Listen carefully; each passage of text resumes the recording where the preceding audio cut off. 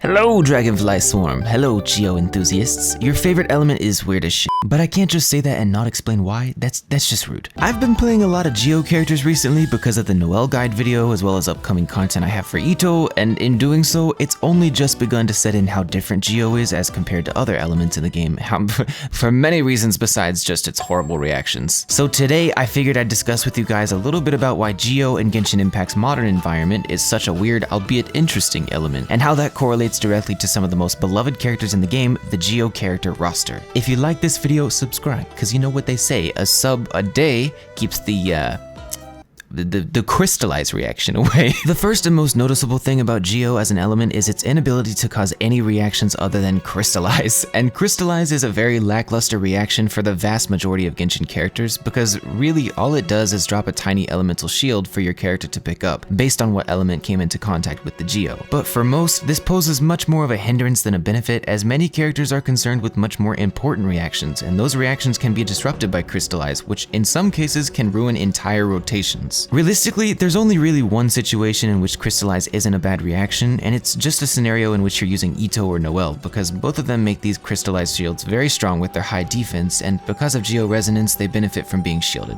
but that's about it. I guess it's worth mentioning that Goro's burst does actively suck in crystallized shards to the active player, but this doesn't really do much unless Goro reaches C2, in which collecting these shards will extend the duration of his burst, which admittedly has less to do with the crystallized reaction itself and more to do with Goro's own interaction with it. And in regards to Geo's interactions with other elements, it's important to note that there is zero way for Geo characters to multiply their damage with reactions, because they don't have access to things like Vaporize or Melt, which essentially means that Geo has a very tangible damage ceiling, or at least more tangible than that of other elements. Since Geo characters, namely Noel, Itto, and Ningguang, can only rely on the strength of their character multipliers and buffer supports, theoretically speaking, they can only do so much damage, and it'll never be able to compete with that of elemental characters such as Hu Tao or Ayaka. The good thing about this though is that in order to even notice these damage ceilings, especially for very strong characters such as Itto, you'd have to be a pretty big whale. So for the vast majority of us, this damage ceiling topic isn't entirely applicable, but that doesn't mean it doesn't exist. My last point regarding the way Geo interacts with other elements has to do with elemental applicators. Characters like Xingqiu, Yelan, Diona, Rosaria, Raiden, Fischl, Thoma, etc. are all great characters for applying their element to enemies, and they all have good reason to do so in certain situations. But Geo doesn't have characters like that, obviously. There's no such thing as a Geo Xingqiu, not only because Geo itself can't really be applied to enemies before another element is, but also because even if it could, a really good Geo applicator would just be causing crystallize left and right, which not even Itto and Noel would need that much of, and they're the only characters that realistically benefit from crystallize. I bring this up because basically, unless the reaction itself changes at a fundamental level, there will never be any reason to create a Geo character built around supplying and enabling Geo reactions, because unlike every other element where there's definitely value in doing so,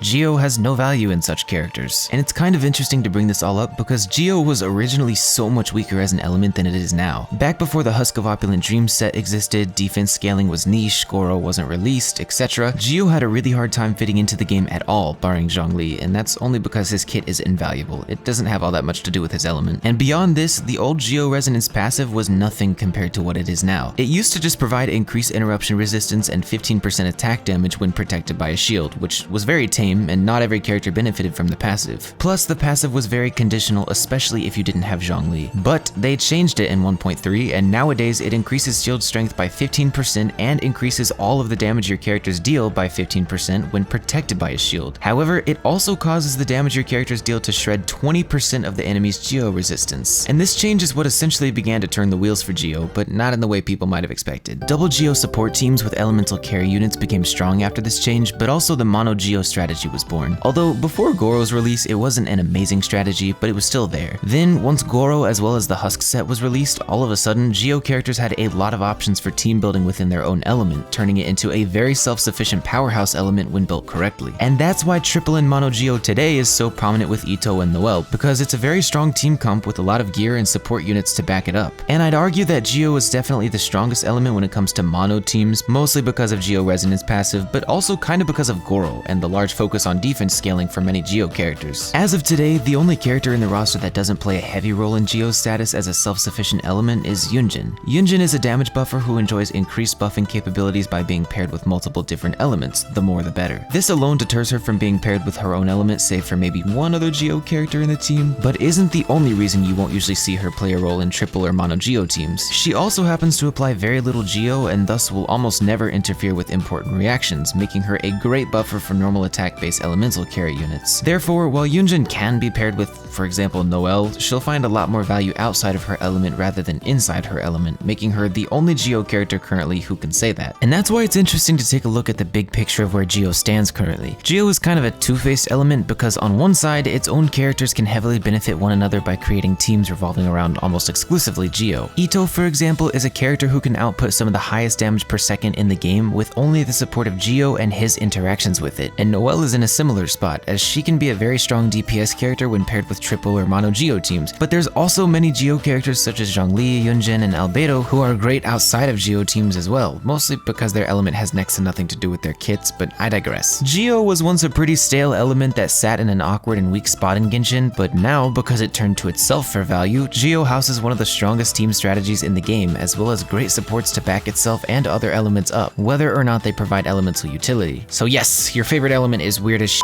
but I explained why, so you're legally obligated to lay down your pitchforks. But before you do, poke the like and subscribe button with them if you enjoyed this video. Also, feel free to join my Discord server, because I'd love to hang out and say hello to you. It's a cool place to be.